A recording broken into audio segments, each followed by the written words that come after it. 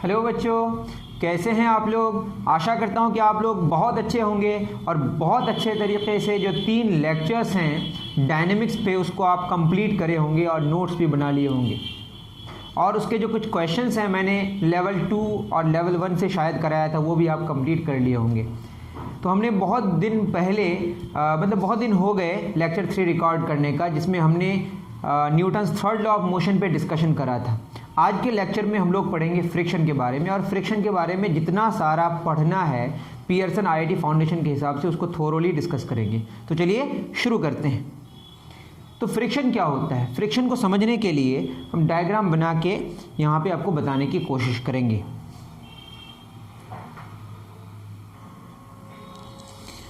हाँ, तो फ्रिक्शन की बात कर रहे थे। तो फ्रिक्शन क्या है उसको जानने से पहले मैं कुछ फिगर्स ड्रॉ करूँगा। मतलब फिगर्स तो नहीं, जो एक नॉर्मल हमारा सिचुएशन है उसको समझने की कोशिश करेंगे। वो क्या है, आप अगर फोर्स अच्छे से पढ़ लिए तो बात आपको ज़्यादा समझ आई होगी।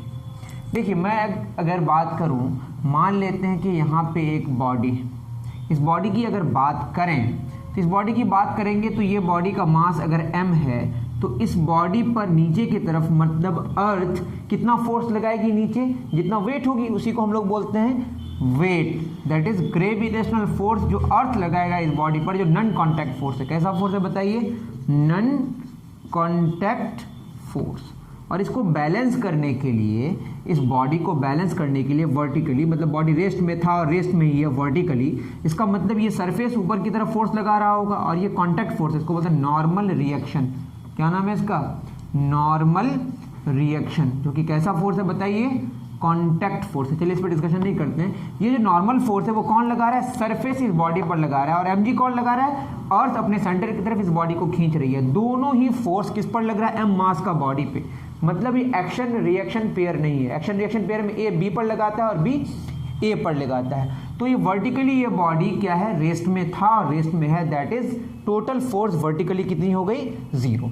अब बात करते हैं कि बॉडी अगर रेस्ट में है, बॉडी किस में है, अगर रेस्ट में है, और बाहर से मैं जो फोर्स लगाया वो नहीं लगाया, no force applied, no force applied. Apply जो मैंने करा वो कोई फोर्स अप्लाई नहीं करा।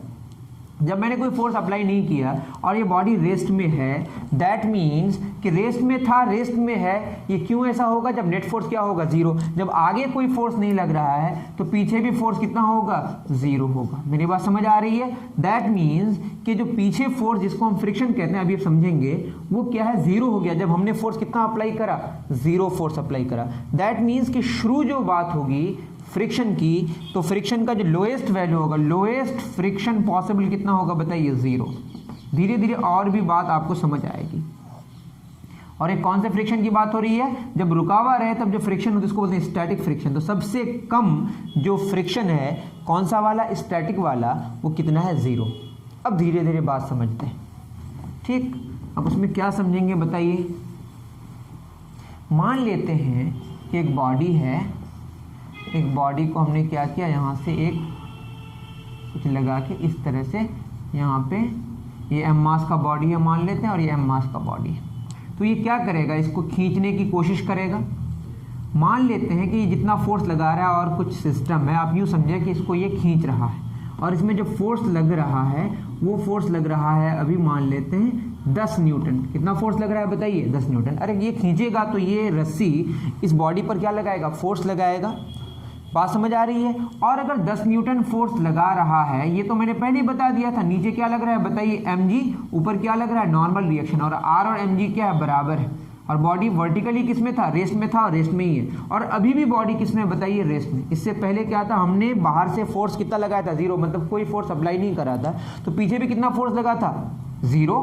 अब बताइए 10 न्यूटन फोर्स लगा रहे हैं तब भी बॉडी रेस्ट में है, दैट मीन्स कि इधर कोई ना कोई फोर्स लग रहा होगा, तभी तो ऐसा हो रहा पॉसिबल है कि ये हॉरिजॉन्टली ये बॉडी किस में है, रेस्ट में। तो हॉरिजॉन्टली बॉडी को रेस्ट में रहने के लिए, चूंकि रेस्ट में था, और रेस्ट में रहने के लिए मतलब कंडीशन ऑफ मोशन को चेंज नहीं करने के लिए उस डायरेक्शन में, उस लाइन में नेट फोर्स को क्या करना पड़ेगा, 0। और राइट डायरेक्शन में कितना फोर्स लग रहा है, 10 न्यूटन। तो ऑटोमेटिकली 10 न्यूटन फोर्स इधर ना इधर कोई लगा रहा है, और इधर तो लगाने वाला कोई है नहीं। बेसिकली ये दो सरफेसेस आपस में क्या है, कॉन्टैक्ट में। इस कॉन्टैक्ट में रहने की वजह से दोनों में क्या होता है, इंटरलॉक होता है। जब ये इसको खींचना चाहता है तो तो ऑटोमेटिक एक फोर्स क्रिएट होता है जो इसके रिलेटिव मोशन को क्या करता है, अपोज करता है। मतलब एक बॉडी दूसरे बॉडी को चाहती है कि आप मेरे साथ चिपक के रहें, वैसे दोनों सरफेसेस का काम है।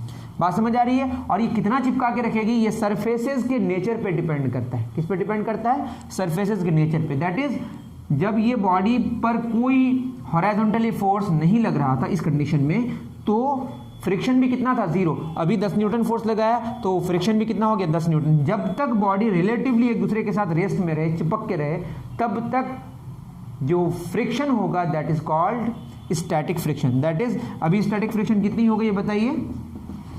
स्टैटिक फ्रिक्शन हो गई अभी आपकी 10 न्यूटन। शुरू कहाँ से हुई थी? 0 से। अभी कितनी होगी? 10। हमने इसका बॉडी का मास बढ़ा दिया।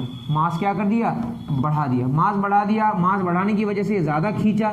ज़्यादा खींचने की वजह से अब जो फोर्स लग रहा है वो कितना लग रहा है? 15 न्यूटन। अब भी बॉडी रेस्ट में है।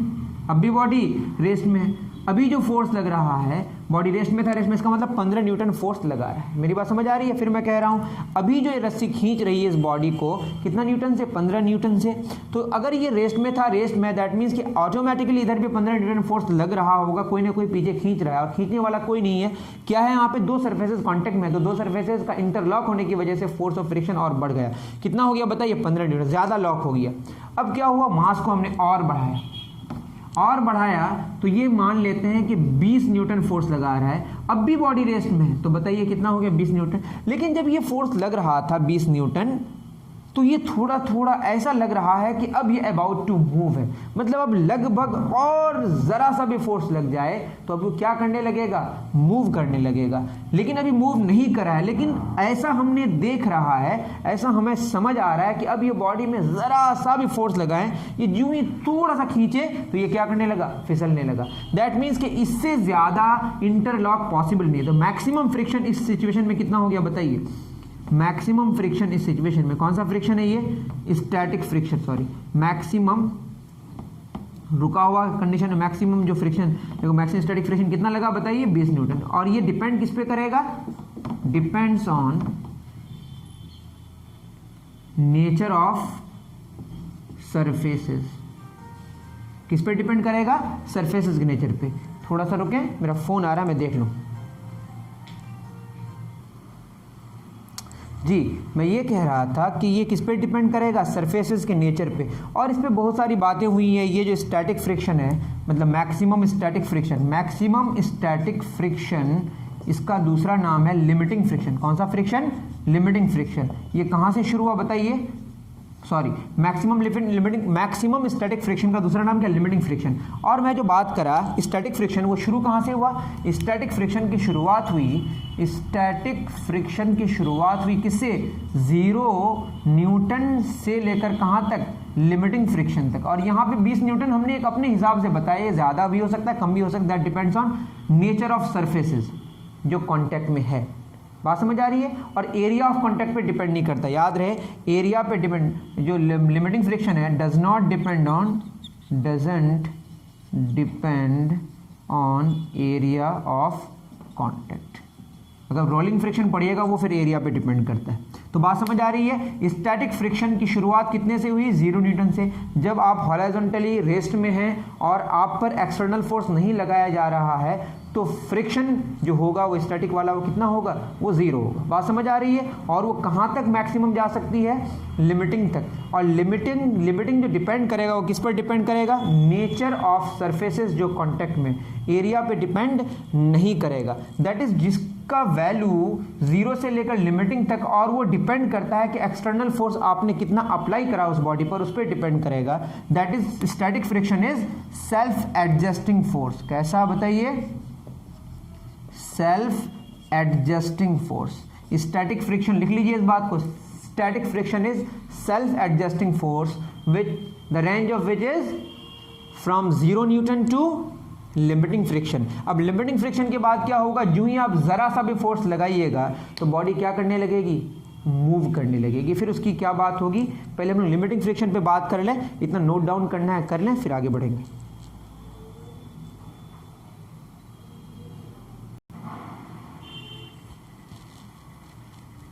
तो बात समझ आ रही है। जो स्टैटिक फ्रिक्शन की हम बात कर रहे हैं, जो फ्रिक्शन है बेसिकली, तो ये फ्रिक्शन का एक टाइप क्या हुआ, स्टैटिक फ्रिक्शन। और स्टैटिक फ्रिक्शन कम से कम कितना होगा, 0 न्यूटन। जब आपका एक्सटर्नल फोर्स क्या होगा, 0 होगा उस सरफेस के पैरेलल, तो फ्रिक्शन भी कितना होगा, 0। और फ्रिक्शन की बढ़ोतरी होती जाएगी कब तक, up to limiting friction. That is friction. कौन सा friction, static friction is self adjusting friction which starts from 0 newton and end at limiting friction. बात समझ आ रही है। और ये यहाँ पे क्या फ्रिक्शन का मतलब है, क्या दो बॉडीज एक दूसरे को चिपका के रखना चाहते हैं। दैट इज ये रिलेटिवली एक दूसरे पर चलने नहीं देना चाहता। दैट इज ये रिलेटिव मोशन का अपोज करता है। बात समझ आ रही है। Friction opposes relative motion. Motion का अपोज नहीं करता, वो समझेंगे हम लोग। फ्रिक्शन किसका अपोज करता है बताइए, रिलेटिव मोशन का। लिख लीजिए बात को, फ्रिक्शन अपोजेज रिलेटिव मोशन। एक में इंपॉर्टेंट बात मेरे दिमाग में आया, वो भूल जाएंगे। जब आप चलते हैं ना, तो चलते हैं तो आप समझिए, आप समझने की कोशिश करें। जब चलते हैं तो आप स्लाइड करके तो अपने पैर को नहीं चलाते हैं, पैर को उठाते हवा में आती है, फिर पैर को ज़मीन पे रखते हैं और ज़मीन को धकेलते किधर, पीछे की तरफ। अभी जो हम फ्रिक्शन पढ़ रहे हैं, हवा को इग्नोर करना है, फिर हवा वाली बात पढ़ेंगे तो विस्कस फ्रिक्शन फोर्स हो जाएगा। तो मैं ये कह रहा हूँ कि जब चलते हैं तो ज़मीन को धकेलते किधर है, पीछे की तरफ। तो आप ज़मीन को पीछे धकेले आप, लेकिन लॉक किधर हुआ, आगे की तरफ। उसको कोई रोकना चाहा तब तो पीछे आप नहीं गए। जब आप चलते हैं तो आप पैर को किधर धकेलते हैं, ज़मीन को पीछे की तरफ। ज़मीन को पीछे धकेलने के बाद भी आप फिसलते नहीं है। दैट मीन्स कि आगे कोई खींच के रखता है तब तो आप वहाँ रखते हैं। दैट मीन्स चलते आप आगे हैं बट ज़मीन को धकेलते पीछे हैं, तो फ्रिक्शन किधर लगता है, आगे। तो वॉकिंग के केस में, किसके केस में, अगर आप अच्छे तरीके से वॉक कीजिएगा, वॉकिंग के केस में आप आगे चले, वॉकिंग का direction of walking, direction of motion किधर हुआ, मान लेते हैं इधर हुआ, ठीक है। और ज़मीन को किधर पुश किया आपने, डायरेक्शन ऑफ पुशिंग ज़मीन, पुशिंग ज़मीन को धकेला किधर आपने, ज़मीन को आपने इधर धकेला। आप ज़मीन को इधर धकेल रहे हैं तो आपको रोक रहा है कौन, अगर आप ज़मीन को पीछे धकेले, कोई अगर फोर्स पीछे ही लगाए तो टोटल फोर्स तो पीछे की तरफ हो जाएगा और आपको रेस्ट से मोशन में आ जाएंगे रिलेटिवली। लेकिन आप अगर इंटरलॉक होते हैं, दैट मीन्स आप पीछे की तरफ धकेले ज़मीन को, इसका मतलब आगे की तरफ कोई ना कोई फोर्स लगा रहा होगा। दैट मीन्स यहाँ पे आप इस तरह से चिपक के हैं और ज़मीन को धकेले इधर पीछे की तरफ, तो कोई ना कोई इधर रोक रहा है, तब तो यहाँ पे आपका पैर क्या है, स्टैटिक कंडीशन में। तो डायरेक्शन ऑफ मोशन आगे है आपका, मतलब वॉकिंग जो आप कर रहे हैं, और ज़मीन को पुश आप किधर कर रहे हैं, पीछे की तरफ। तो डायरेक्शन ऑफ फ्रिक्शन किधर होगा बताइए, स्टैटिक फ्रिक्शन ही हो रहा है क्योंकि रिलेटिवली रेस्ट में है ये, तो क्या होगा, फ्रिक्शन इधर होगा। तो वॉकिंग का जिधर मोशन का जिधर डायरेक्शन है आपका, उधर ही फ्रिक्शन का डायरेक्शन है। लेकिन जो फ्रिक्शन होता है वो रिलेटिव मोशन का अपोज करता है। दैट मीन्स आप ज़मीन को पीछे धकेले, तो आप ज़मीन को पीछे धकेले, आप जाना पीछे चाह रहे हैं, मतलब आप फिसलना पीछे जा रहे हैं, बट कोई लॉक कर रहा है, वो कौन कर रहा है, फ्रिक्शन। मतलब फ्रिक्शन एक दूसरे पे चिपका के रखना चाहती है। फिर आप पैर उठाते हैं, आगे जा रहे हैं, मोशन अलग चीज़ है, रिलेटिव मोशन यहाँ पे अलग बात है। बात समझ आ रही है आपको, शायद समझ आया, नहीं समझ आया तो कमेंट सेक्शन में लिखिए, फिर मैं बात वहाँ पे करूँगा, ठीक। तो ये बात इंपॉर्टेंट थी, वॉकिंग का केस एक बहुत इंपॉर्टेंट केस है। तो बात हुई कि फ्रिक्शन की बात जो हमने शुरू किया, अभी तक बात रेस्ट में ही हो रही है, रिलेटिवली रेस्ट में।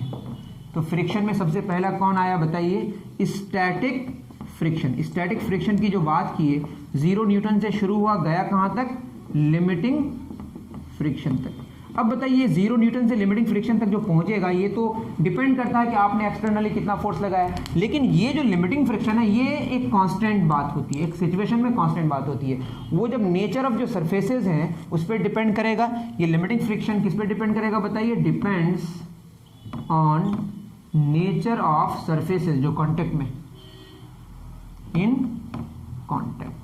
और किस पे डिपेंड नहीं करेगा, ये 0 टू बात नहीं है, बस लिमिटिंग फ्रिक्शन की बात हो रही है, independent of area of contact, independent of area of contact, ठीक है। अब इस लिमिटिंग फ्रिक्शन पे अगर बात करेंगे तो थोड़ा मैथमेटिकली इसको समझने की जरूरत है। तो हमारा अब टॉपिक जो होगा वो क्या होगा, लिमिटिंग फ्रिक्शन। क्या होगा बताइए, लिमिटिंग फ्रिक्शन।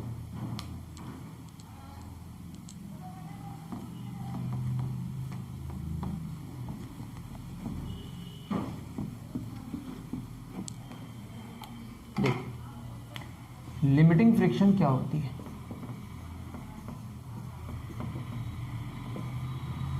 लिमिटिंग फ्रिक्शन क्या होती है वो देखिए। अब लिमिटिंग फ्रिक्शन किस पर डिपेंड करेगा, अभी मैं हॉरिजॉन्टल प्लेटफॉर्म में ही मान लूँ, तो हॉरिजॉन्टल प्लेटफॉर्म में हूँ और m मास का बॉडी है, नीचे क्या फोर्स लगा बताइए, mg, ठीक है ना। और ऊपर क्या लगेगा, नॉर्मल रिएक्शन जो सरफेस ऊपर की तरफ लगाएगा। और इस केस में आर किसके बराबर है बताइए, mg के बराबर। आर किसके बराबर, mg के बराबर। और जितना ज़्यादा मास होगा उतनी ज़्यादा क्या होगी, नीचे फोर्स लगेगी, उतना ज़्यादा mg होगा, उतना वेट होगा, उतना ज़्यादा क्या होगा, नॉर्मल रिएक्शन होगा, उतना ज़्यादा क्या होगा, नॉर्मल रिएक्शन होगा। अब क्या होगा कि अगर हम फोर्स लगाएं और इतना फोर्स लगाएं कि चलने को हो जाए, तो जो फ्रिक्शन लगेगा वो क्या होगा, लिमिटिंग फ्रिक्शन होगा। मान लेते हैं हमने फोर्स कितना लगाया, जो भी लगाया है ना, यहाँ पे हमने कुछ फोर्स लगाया, अब ये चलने को हो गया, इतना फोर्स लगाया जिससे ये इतना फोर्स लगाया कि अब चलने को हो गया, मतलब अब थोड़ा सा और फोर्स लगाया तो चल जाएगा, तब जो फ्रिक्शन लगेगा ये क्या होगा, फ्रिक्शन लिमिटिंग होगा। मतलब अब जो फ्रिक्शन लग रहा है वो कौन सा फ्रिक्शन है, लिमिटिंग फ्रिक्शन। और ये लिमिटिंग फ्रिक्शन ज़्यादा होते जाएगा जब ये मास को हम बढ़ाते जाएंगे, मतलब mg बढ़ते जाएगा और नॉर्मल रिएक्शन बढ़ते जाएगा और लिमिटिंग फ्रिक्शन भी क्या होती जाएगी, बढ़ती जाएगी। इस सिचुएशन में बात समझ आ रही है। अब बात अगर करें तो फ्रिक्शन जो लिमिटिंग है, लिमिटिंग फ्रिक्शन भी बढ़ेगा और नॉर्मल रिएक्शन भी बढ़ेगा, बट ये दोनों का जो रेशियो है वो क्या रहेगा, कांस्टेंट रहेगा। और ये जो कांस्टेंट है ना, ये ज़्यादा होगा या कम होगा, ये सरफेस के नेचर पे डिपेंड करेगा। मतलब ये जैसे मैं लिखूँ x और y का रेशियो कांस्टेंट है 2 है, x अगर 10 है तो y 5 है, x अगर 20 है तो y कितना है, 10 है, x अगर 30 है तो y कितना है, 15 है, x 40 है तो y कितना है, 20 है। तो ये बात आपको समझ आ रही है कि x भी बढ़ रहा है, y भी बढ़ रहा है, बट उसका रेशियो कांस्टेंट है, कितना है, 2 है। बट ये 2 जो है ना, कभी 3 भी हो सकता है, 3 होगा तो फिर ये वैल्यूज चेंज होंगे। मतलब 2 वैल्यूज का रेशियो अगर कांस्टेंट रहे, मतलब 2 वेरिएबल्स का रेशियो अगर कांस्टेंट रहे, तो वो एक दूसरे का क्या होता है, प्रोपोर्शनल होता है। बट ये जो कांस्टेंट होगा ये डिपेंड करता है किसी पर, ये किस पर डिपेंड करेगा, this depends on nature of surfaces in contact. इसका नाम है, इस कांस्टेंट का को हम लोग म्यू से सिंबलाइज करते हैं, म्यू एस, मतलब लिमिटिंग फ्रिक्शन के लिए एस लिखते हैं, वैसे एल लिखना चाहिए, आप जाना बेहतर है।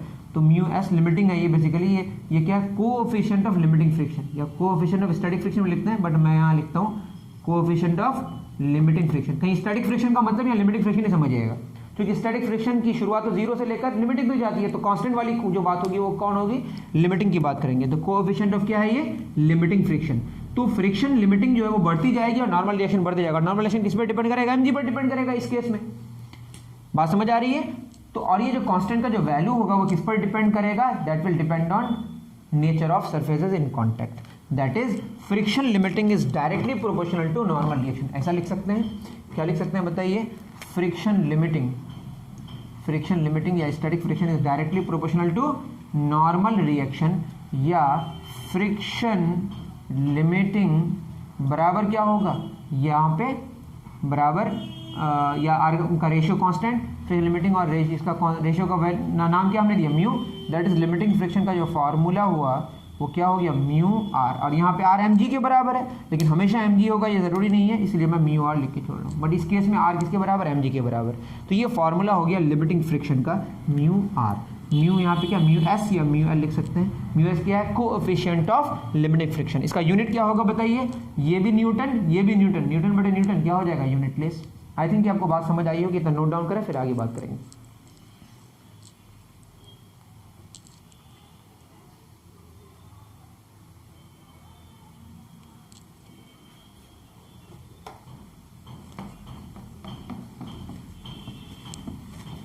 इसमें हमारा एक क्वांटिटी आया जिसका क्या नाम है, coefficient of limiting friction, mu S. मेरे हिसाब से म्यू एल लिखना ज़्यादा बेहतर है। ये हो जाएगा आपका फ्रिक्शन लिमिटिंग बटे नॉर्मल रिएक्शन।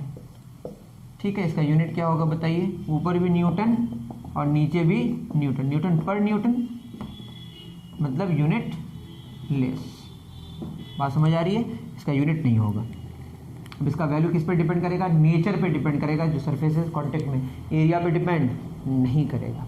अब क्या होगा रिलेटिवली, अब अगर बॉडी में हम उस लिमिटिंग फ्रिक्शन से भी ज़्यादा फोर्स लगा दें तो बॉडी क्या करने लगेगा बताइए, बॉडी मूव करने लगेगा। और जब बॉडी मूव करेगा तो क्या होगा, तब भी तो फ्रिक्शन लगेगा ना। मैं अगर एक बॉडी को मूव करा दिया, थोड़ी देर बाद अपने आप वो रुक जाती है, दैट मीन्स फ्रिक्शन तो लगता है। तो अब बॉडी क्या करने लगेगी, स्लाइड करने लगेगी। क्या करने लगेगी, स्लाइड करने लगेगी। पहले स्लाइड वाला कंडीशन पढ़ेंगे फिर रोल वाला कंडीशन पढ़ेंगे। तो फ्रिक्शन में एक बात तो हमारी हो गई, कौन सा, स्टैटिक फ्रिक्शन। और स्टैटिक फ्रिक्शन की शुरुआत कहाँ से, 0 टू लिमिटिंग फ्रिक्शन। बात समझ आ रही है, 0 टू लिमिटिंग फ्रिक्शन, ठीक है। अब दूसरा क्या होगा बताइए, अब चलने लगेगा, उसको क्या बोलेंगे, काइनेटिक फ्रिक्शन। कौन सा फ्रिक्शन। अब क्या होगा, जब बॉडी एक दूसरे के ऊपर चलने लगती है तो इंटरलॉकिंग जो टेंडेंसी है वो कम हो जाती है। मतलब अब क्या होगा कि वो जो पकड़ है वो कम हो जाएगी। मतलब पकड़ने की अगर कैपेसिटी कम हो जाए, मतलब पकड़ कम हो जाए, तो अब फ्रिक्शन जो होगा वो कम लगेगा। मतलब अगर बॉडी रेस्ट में है तब जो हम बाहर से फोर्स लगा रहे हैं और जो पकड़ है वो ज़्यादा है, अब चलते वक्त जो पकड़ है सरफेसेस में वो कम हो जाएगी। बात समझ आ रही है। तो kinetic friction is less than static friction, ये बात समझ आ रही है। काइनेटिक फ्रिक्शन क्या है, मतलब काइनेटिक फ्रिक्शन से स्टैटिक फ्रिक्शन से कंपेयर नहीं करेंगे, कंपेयर किससे करेंगे, लिमिटिंग फ्रिक्शन से। तो यहाँ पे लिख देता हूँ मैं, limiting friction is more than kinetic friction. मैंने स्टैटिक फ्रिक्शन से क्यों नहीं कंपेयर किया, क्योंकि स्टैटिक फ्रिक्शन तो 0 से शुरू होता है, तो कंपेयर नहीं कर सकते सेल्फ एडजस्टिंग फोर्स को। कंपेयर किससे करेंगे, जो कांस्टेंट हो गया, कौन सा हो गया, जो मैक्सिमम वाला है। मैक्सिमम वाला कौन है, limiting friction is greater than kinetic friction. I think ये बात समझ आई होगी, ठीक है। और बात समझ आई। इसी तरह से अब वो जो उसका भी कांस्टेंट आएगा एक, काइनेटिक फ्रिक्शन में भी हमारा सेम नॉर्मल रिएक्शन की बात होगी। तो ये बात आपने लिख लिया होगा। देखिए अब इसमें भी अगर बात करें तो काइनेटिक फ्रिक्शन की अगर बात करेंगे तो इसमें भी क्या होगा, जो फ्रिक्शन काइनेटिक है, कौन सा वाला, काइनेटिक वाला, वो डायरेक्टली प्रोपोर्शनल किसका होगा, नॉर्मल रिएक्शन का। इसमें भी हमारा क्या होगा, फ्रिक्शन काइनेटिक बटे नॉर्मल रिएक्शन का जो रेशियो है कांस्टेंट होगा। इसमें इसका नाम क्या दिया हमने, म्यू के। क्या नाम दिया, म्यू के। पर म्यू के का वैल्यू क्या होगा, कम होगा, क्योंकि फ्रिक्शन काइनेटिक थोड़ा कम होगा तो म्यू के भी क्या होगा, कम होगा। अब बताइए क्या हो जाएगा, फ्रिक्शन काइनेटिक, फ्रिक्शन काइनेटिक बराबर क्या हो जाएगा, म्यू के आर। अब आर तो हमारा वहाँ पे जो है वो सिचुएशन में वही होगा, उसको आप चेंज नहीं कर सकते। तो चूंकि फ्रिक्शन काइनेटिक लेस देन क्या होता है, फ्रिक्शन लिमिटिंग, उसी तरह से क्या होगा, म्यू के जो होगा वो कम होगा किससे, म्यू एस से। म्यू एस ज़्यादा होगा, ये कोएफिशिएंट ऑफ लिमिटिंग फ्रिक्शन है, याद रहे। मेरी बात समझ आ रही है, सिंपल सी बात है। और ये जो म्यू के है इस पर एक बात कर ले, जैसे म्यू एस किस पे, एरिया ऑफ कॉन्टैक्ट पे डिपेंड नहीं करता है, ये भी एरिया ऑफ कॉन्टैक्ट पे डिपेंड नहीं करता, ये भी सरफेस के नेचर पे डिपेंड करता है, बट ये वेलोसिटी पे independent of velocity, independent of velocity of object, ये वेलोसिटी पे डिपेंड नहीं करता। इसका ख्याल रखें, ऐसा नहीं कि वेलोसिटी बढ़ गई तो वो बढ़ जाएगी, ऐसा कुछ भी नहीं होने वाला है। ये सब आइडियल केस की में बात हो रही है, थोड़ा सा वेरिएशन आएगा क्योंकि सरफेसेस जो कांटेक्ट में वो बिल्कुल एकदम यूनिफॉर्मली सारी चीज़ें नहीं होंगी। हो सकता है थोड़ा आगे जाके सरफेसेस जो कांटेक्ट में है वो चेंज हो गया, तो आपको एक्जैक्टली जो आपने वैल्यू निकाला उससे एकदम मैच करेगा, ऐसा कोई ज़रूरी नहीं है। बट ये वेलोसिटी पर डिपेंड आइडियली नहीं करता अगर यूनिफॉर्मली अगर बात हो तो बात समझ आ रही है। ये इंडिपेंडेंट ऑफ वेलोसिटी है, इंडिपेंडेंट एरिया ऑफ कांटेक्ट तो है ही, और दोनों किस पे डिपेंड करता है, nature of surfaces in contact पे। ठीक है, उतार लें। चलिए बहुत अच्छे। अब मैं बात कर रहा था कि फ्रिक्शन की अगर बात करें तो फ्रिक्शन में अब हमारी बात अब बढ़ते गई, स्टैटिक फ्रिक्शन हुई, ये 0 न्यूटन टू लिमिटिंग फ्रिक्शन हुई। उसके बाद क्या हुई बताइए, काइनेटिक फ्रिक्शन। अब काइनेटिक फ्रिक्शन की अगर बात करें, इसमें जो हमने अभी बात करा बेसिकली वो स्लाइडिंग फ्रिक्शन। कौन सा फ्रिक्शन है, स्लाइडिंग फ्रिक्शन। तो मुझे अब मैं इसको स्पेसिफाई कर दिया, मैं गलत तो नहीं पढ़ा है, बस हमको ये बताना था, जो मैंने बताया हुआ है बेसिकली कौन सा फ्रिक्शन है, स्लाइडिंग फ्रिक्शन। स्लाइडिंग फ्रिक्शन में जो कॉन्टैक्ट सरफेस है वो चेंज नहीं होता, मतलब ऊपर का जो कॉन्टैक्ट सरफेस है वो चेंज नहीं होता, नीचे का सरफेस तो चेंज हो रहा है। बात समझ आ रही है। तो स्लाइडिंग फ्रिक्शन की अगर बात करें तो स्लाइड हो रहा है, और हम अभी मानेंगे कि सारे सरफेस जो सरफेस कांटेक्ट में है दोनों एकदम यूनिफॉर्म है, मतलब ऐसा नहीं कि आगे जाके सरफेस का जो नेचर है वो चेंज हो गया, मतलब दोनों सरफेसेस को हम क्या मानेंगे, एकदम सेम नेचर मानेंगे जो शुरू से बात हो रही है। अब क्या हो सकता है कि बॉडी चलने के साथ साथ मतलब क्या करे, रोल करे, तो दूसरा कौन सा फ्रिक्शन आता है, रोलिंग फ्रिक्शन। कौन सा फ्रिक्शन, रोलिंग फ्रिक्शन। तो रोलिंग फ्रिक्शन पे बात हुई, रोलिंग फ्रिक्शन पे बहुत ज़्यादा डिस्कशन हुआ, तो ये पता चला कि रोलिंग फ्रिक्शन जो एरिया जो जब आप वो जो टायर है जो घूमता है तो वो जो अगर ज़्यादा कांटेक्ट में आ जाएगा तो फ्रिक्शन ज़्यादा लगेगा, मतलब वो तो रिलेटिव, मतलब अगर ये चक्का घूमता है ये तो ये वाला पॉइंट तो रेस्ट में ही रहता है, फिर दूसरा पॉइंट टच में आए, फिर तीसरा पॉइंट टच में आ जाए, फिर चौथा पॉइंट टच में, हर एक इंस्टेंट में उसका जो टचिंग पॉइंट है वो क्या हो जाता है, चेंज होते जाता है। दैट मीन्स, और ये जो टच है ये ज़्यादा अगर एरिया लेगा तो ये क्या होगा, फ्रिक्शन ज़्यादा लगेगा। ये जितना कम लेगा उतना कम फ्रिक्शन होगा। स्लाइडिंग फ्रिक्शन हमने पढ़ा, अब जो पढ़ा हमने, जैसे पहले पढ़ा हमने जो काइनेटिक फ्रिक्शन पढ़ा वो स्लाइडिंग ही था। बात समझ आ रही है? और स्लाइडिंग फ्रिक्शन रोलिंग फ्रिक्शन में अगर हम कंपेयर करें तो स्लाइडिंग फ्रिक्शन ज़्यादा है। बात समझ आ रही है? कौन सी फ्रिक्शन ज़्यादा है? स्लाइडिंग ज़्यादा है। कौन कम है बताइए? रोलिंग कम है। कौन कम है? रोलिंग कम है। तो फ्रिक्शन इसमें भी सेम वही बात होगी। तो यहाँ पे रोलिंग फ्रिक्शन की बात करेंगे, सेम वही बात होगी। फ्रिक्शन इज रिलेटेड, तो फ्रिक्शन का जो फॉर्मूला आएगा क्या होगा बताइए? फ्रिक्शन कौन सा वाला? रोलिंग वाला, बराबर क्या होगा? म्यू आर इसका नाम दे देते हैं, और इसमें क्या होगा? Capital R. ठीक है, तो सबसे ज्यादा कौन है बताइए? Limiting friction. सबसे ज्यादा कौन है? Limiting friction. लिमिटिंग फ्रिक्शन सबसे ज्यादा है। उससे कम कौन है बताइए? काइनेटिक फ्रिक्शन है। बट काइनेटिक फ्रिक्शन में कौन है? Sliding friction. और सबसे कम कौन है बताइए? Rolling friction. इसलिए सबसे ज्यादा आसान क्या है? रोल करना बॉडी। क्या करना? रोल करना।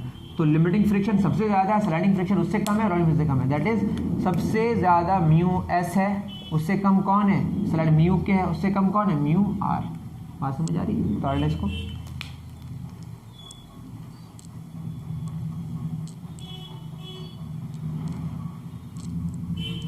चलिए, अब ये बात हो गई किसकी? जो हम सॉलिड्स के बारे में डिस्कशन कर रहे हैं। अब एक फ्रिक्शन होता है जो किसमें? लेयर्स ऑफ लिक्विड या लेयर्स ऑफ गैसेस के बीच में भी होता है। इसको हम क्या कहते हैं? वो जो लिक्विड या गैस है दैट इज कॉल्ड फ्लूइड्स। तो फ्लूइड्स में जो फ्रिक्शन होता है, फ्रिक्शन इन फ्लूइड्स, फ्रिक्शन इन फ्लूइड्स, तो वो भी रिलेटिव मोशन का अपोज करता है। इसका नाम है विस्कस फोर्स। कौन सा फोर्स? Viscous force. कौन सा फोर्स? इसमें ज़्यादा हम डिस्कशन नहीं करेंगे, बस इतना जान लें फ्लूइड्स में भी जो लेयर्स होते हैं वो एक दूसरे को रोकता है, जिसमें फ्रिक्शन होता है, that is called viscous force. अब यहाँ पे इस फ्रिक्शन को कम करने के लिए बॉडी को क्या बनाया? जैसे मछलियों को अल्लाह ताला ने, जो भगवान ने बनाया है, ईश्वर ने बनाया, वो कैसे? स्ट्रीम लाइन बनाया, जिससे फ्रिक्शन क्या से कम लगे। बात समझ आ रही है? तो सॉलिड और फ्लूइड्स के बीच भी जो फ्रिक्शन लगता है वो क्या? विस्कस फोर्स है। या लिक्विड्स या गैसेस अपने लेयर्स के बीच जो फ्रिक्शन लगा तो उसको विस्कस फोर्स कहते हैं। तो सॉलिड और फ्लूइड्स के बीच में जो फ्रिक्शन को कम करने के लिए जैसे जहाज को भी स्ट्रीम लाइन बनाया जाता है, तो एक स्ट्रीम लाइंड शेप जो है, स्ट्रीम लाइंड ही होता है, देख लीजिएगा अगर मैं गलत किया तो। स्ट्रीम लाइन जो शेप होता है वो किसके लिए? विस्कस फोर्स को, दैट इज फ्लूइड्स में जो फ्रिक्शन होता है उसको कम करने के लिए हम लोग इस्तेमाल करते हैं।